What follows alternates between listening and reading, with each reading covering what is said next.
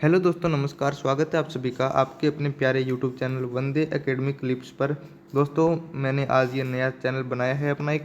इस पे हम लोग यूपी पुलिस के डेली एक क्लास जो है वो डिस्कस किया करेंगे, जो कि पेपर की दृष्टि से बहुत ही महत्वपूर्ण क्लास होगी। तो दोस्तों, अगर आप लोग यूपी पुलिस कांस्टेबल की तैयारी कर रहे हो तो आप लोगों के लिए टेस्ट सीरीज़ जो है वो शानदार टेस्ट सीरीज़ जो है अपनी लॉन्च हो चुकी है। तो इस नंबर पे आप लोग संपर्क कर सकते हो। 99 रुपीज़ के अंदर आपको टेस्ट सीरीज मिलेगी। और आपको ये प्ले स्टोर से ये वाला ऐप जो है, ये अपना खुद का ऐप है, इसको डाउनलोड कर लेना है। एस्पिरेंट जंक्शन दोस्तों इसका नाम है। तो आपको ये ऐप डाउनलोड कर लेना है, इसके अंदर आपको टेस्ट सीरीज मिल जाएगी। तो दोस्तों, आज हम लोग पढ़ने वाले हैं कुछ अति महत्वपूर्ण प्रश्न जो कि हर बार पेपर में पूछे जाते हैं, और आप लोगों को ये प्रश्न गलत नहीं करने हैं। और इस बार वर्दी जो है अपने कंधों पर होनी चाहिए, ये अपना टारगेट है।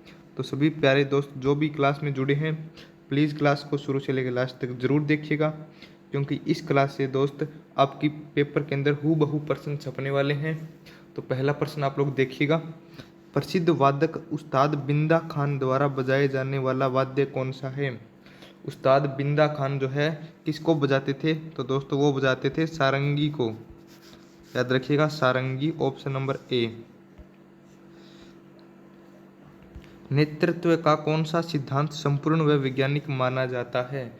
नेतृत्व का कौन सा सिद्धांत संपूर्ण व वैज्ञानिक माना जाता है? बहुकारक का सिद्धांत। दोस्तों, प्रश्न कुछ जो आपको हार्ड लग रहे होंगे, लेकिन पेपर के अंदर आपको हूबहू ऐसे ही प्रश्न मिलेंगे। तो वीडियो को जरूर देखिएगा, ये मत सोचिएगा कि सर आप लोगों को हार्ड क्वेश्चन करवा रहे हैं। क्वेश्चन जो है वो इम्पोर्टेंट क्वेश्चन है सारे। भारत का पहला ऐसा निर्माणाधीन हवाई अड्डा जहां पर कार्बन उत्सर्जन शुद्ध रूप से शून्य होगा, जिसका निर्माण 2024 तक पूरा कर लिया जाएगा, उसका नाम आप लोगों से पूछा है।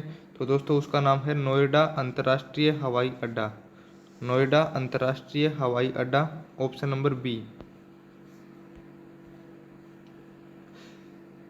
भारतीय नौसेना में सर्वोच्च स्थान पर कौन सा कमीशन्ड अधिकारी होता है? नौसेना में सर्वोच्च स्थान पर कौन होता है दोस्तों? एडमिरल पोस्ट होती है। एडमिरल अधिकारी जो है वो सर्वोच्च स्थान पर होता है भारतीय नौसेना के अंदर, यानी कि इंडियन नेवी के अंदर। 15 से 17 दिसंबर 2021 के मध्य किस पड़ोसी देश के राष्ट्रपति अब्दुल हमीद के निमंत्रण पर भारत के राष्ट्रपति रामनाथ कोविंद ने राजकीय यात्रा की थी? इस प्रश्न का राइट आंसर हो जाएगा बांग्लादेश के प्रधानमंत्री।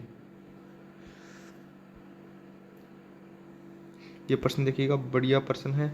सविनय अवज्ञा आंदोलन की शुरुआत के पहले वायसराय को गांधी जी का 11 सूत्रीय चेतावनी दिया गया था।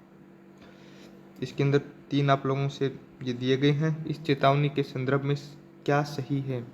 रुपया डॉलर विनिमय दर को कम करना, भू राजस्व में 50% की कमी करना, राजनीतिक कैदियों को रिहा करना। तो इसके अंदर सही आंसर जो हो जाएगा ऑप्शन नंबर बी, और इसके अंदर ऑप्शन नंबर 2 और 3 इसके अंदर सही है। दक्षिणी गोलार्ध में सबसे छोटा दिन, दक्षिणी गोलार्ध में सबसे छोटा दिन कब होता है?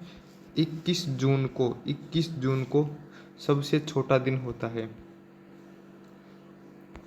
अनुसूचित जनजाति के संरक्षण के लिए एक क्षेत्र को अनुसूचित क्षेत्र के रूप में घोषणा करने की शक्ति किसके पास होती है? तो भारत के राष्ट्रपति के पास। यह शक्ति किसके पास होती है? भारत के राष्ट्रपति के पास। प्रश्न बहुत ही महत्वपूर्ण प्रश्न है, इम्पोर्टेंट है, पेपर में जरूर छपेगा, तो आप लोग इस प्रश्न को याद कर लीजिएगा।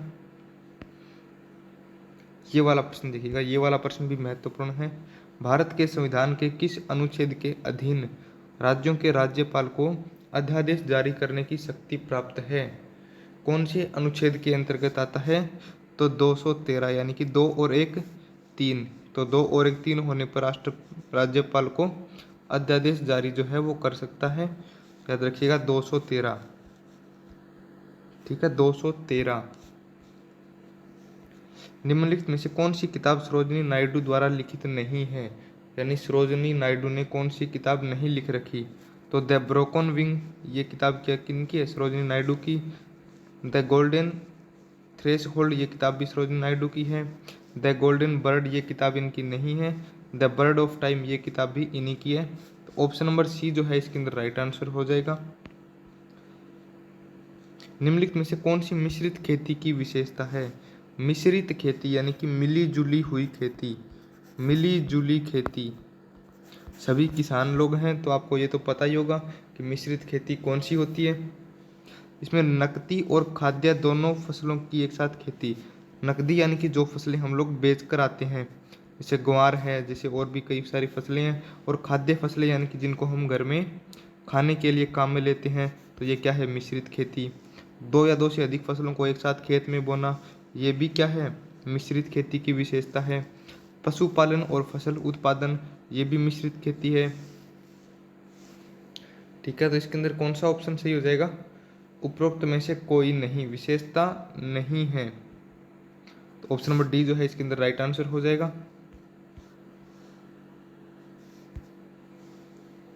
निम्नलिखित में से किस राज्य में बहिनी दरबार समाचार पत्र महिलाओं द्वारा और महिलाओं के लिए प्रकाशित होता है? महिलाओं द्वारा और महिलाओं के लिए, तो ये महाराष्ट्र के अंदर होता है, याद रखिएगा।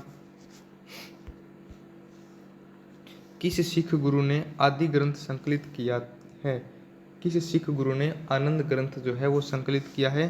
गुरु हर राय ने, गुरु हर राय ने। ऑप्शन नंबर डी जो है वो राइट आंसर हो जाएगा। तुलुव के राजवंश की स्थापना किसने करी थी? तुलुव के राजवंश की स्थापना दोस्तों करी थी वीर नरसिंह ने, वीर नरसिंह ने। पहली बार भारत पर आक्रमण करने वाला मुस्लिम कौन था? पहली बार भारत पर आक्रमण करने वाला मुस्लिम था मोहम्मद बिन कासिम, मोहम्मद बिन कासिम। आप लोग याद रखिएगा, ऑप्शन नंबर सी अति महत्वपूर्ण प्रश्न है, इंपॉर्टेंट क्वेश्चन है, इसको याद कर लीजिएगा। कौन सा उपवेद नहीं है? कौन सा उपवेद नहीं है? धनुर्वेद, सशस्त्र शास्त्र, आयुर्वेद, योगवेद। तो योगवेद क्या है? एक उपवेद नहीं है। तो ऑप्शन नंबर डी जो है इसका राइट आंसर हो जाएगा।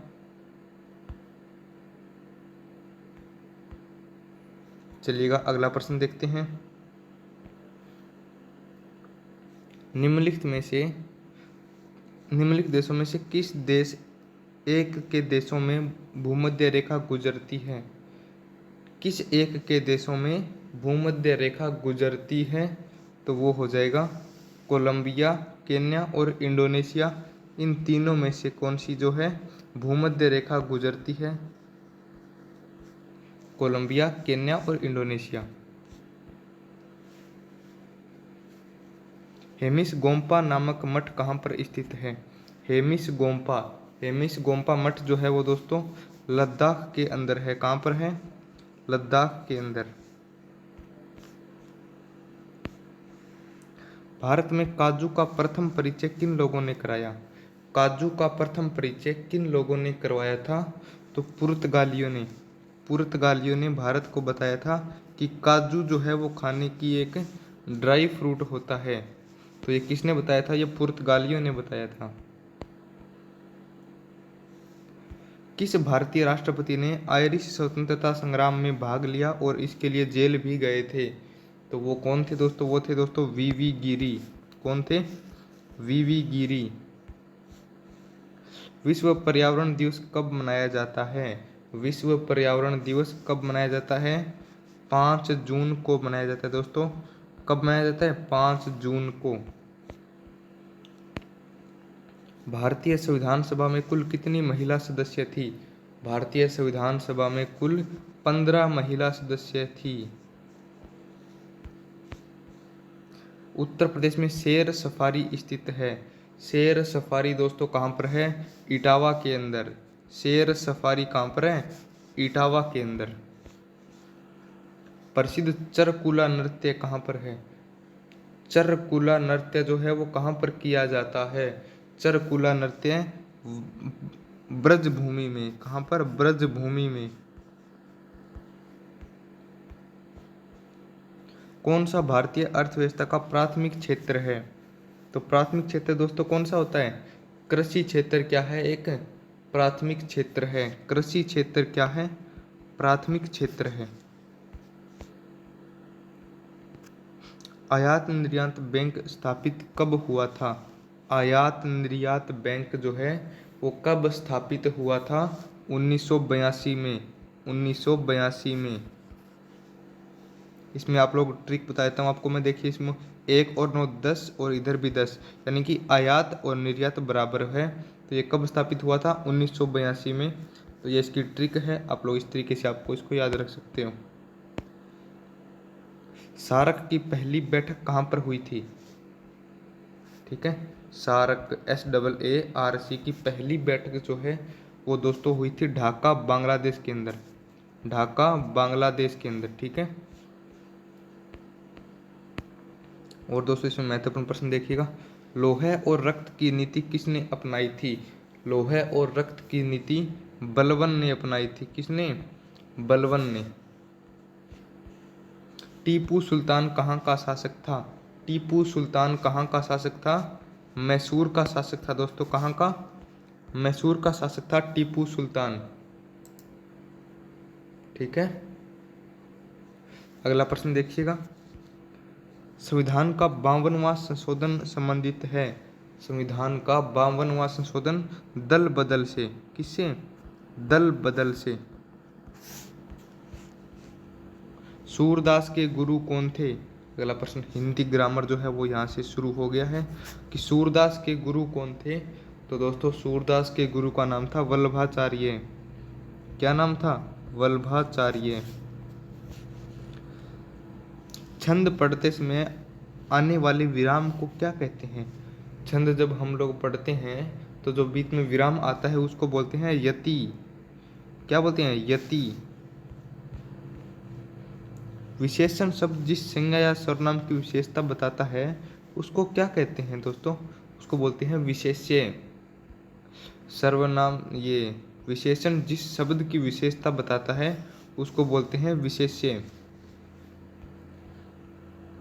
प्राचीन शब्द विशेषण के किस प्रकार में आता है? प्राचीन। प्राचीन शब्द दोस्तों कौन सा विशेषण है? तो ये उसके गुणों की बात कर रहा है कि वो क्या है? प्राचीन है। अभ्यास का विशेषण रूप है। अभ्यास का विशेषण रूप। अभ्यास का विशेषण रूप दोस्तों क्या है? बताइएगा। अभ्यासी। क्या है? अभ्यासी। द्रौपदी का चीर। द्रौपदी का चीर यानी कि कभी समाप्त न होना, यानी कि द्रौपदी का जो साड़ी था वो कभी भी समाप्त नहीं हुआ था। वो उसकी लंबाई जो है वो अनंत तक हो गई थी। उसको वो लोग ऐसे निकाल रहे थे लेकिन वो उसकी लंबाई जो है वो कम नहीं हो रही थी। कूप मंडूक होना। कूप मंडूक यानी कि कुएं का मेंढक। इसका अर्थ क्या है? यानी कि उसको सीमित ही ज्ञान है, यानी कि वो कुएं के अंदर का जितना है उसी का ज्ञान है, उसको बाहर का कोई ज्ञान नहीं है। लेकिन क्या हो गया? उसको सीमित ज्ञान हो गया। चलिए आगे एक बढ़िया सा प्रश्न देखते हैं। ये प्रश्न है, अविभाव समास का चयन कीजिएगा। अविभाव समास का चयन कीजिएगा। प्रश्न आप लोगों से पूछा गया है। आजीवन। आजीवन के अंदर क्या है? जीवन पर्यंत। जीवन पर्यंत। तो इसके अंदर क्या है दोस्तों? अविभाव समास है। ठीक समय पर आ जाना कौन सा कारक है? ठीक समय पर आ जाना। ठीक समय पर आ जाना इसके अंदर कौन सा कारक है दोस्तों? अधिकरण कारक। तो दोस्तों ये थी अपनी आज की क्लास के कुछ अति महत्वपूर्ण प्रश्न। आशा करता हूँ आपको सभी प्रश्न पसंद आए होंगे, प्रश्न आप लोगों ने याद कर लिए होंगे। आगे की क्लास में हम लोग आगे बढ़िया सा एक चैप्टर वाइज क्वेश्चन या mix question, current affair, GK, Hindi सभी चैप्टर जो है वो हम लोग इस चैनल पे वंदे एकेडमी क्लिप्स पर बिल्कुल फ्री पढ़ेंगे। तो दोस्तों आशा करता हूँ आप लोगों को क्लास बहुत अच्छी लगी होगी। और अगर आप लोग रेगुलर हमसे जुड़ के क्लास लेना चाहते हो तो मेरे इस नंबर पर आप लोग संपर्क कर सकते हो। 9119218784 पर व्हाट्सएप मैसेज करके आप लोग ग्रुप में शामिल हो सकते हो। ठीक है, और वीडियो के डिस्क्रिप्शन में भी लिंक दिया गया है, वहाँ से आप सीधा ग्रुप में ज्वाइन कर सकते हो। तो दोस्त धन्यवाद, मिलते हैं अगली क्लास में। तब तक आप लोग पढ़ते रहिएगा आराम से। एग्ज़ाम आपका 18 फरवरी को है। और मस्त रहिएगा, आराम से आप लोग तैयारी कीजिएगा, सर्दी का मौसम है, बढ़िया तैयारी कीजिएगा। धन्यवाद, मिलते हैं अगली क्लास में।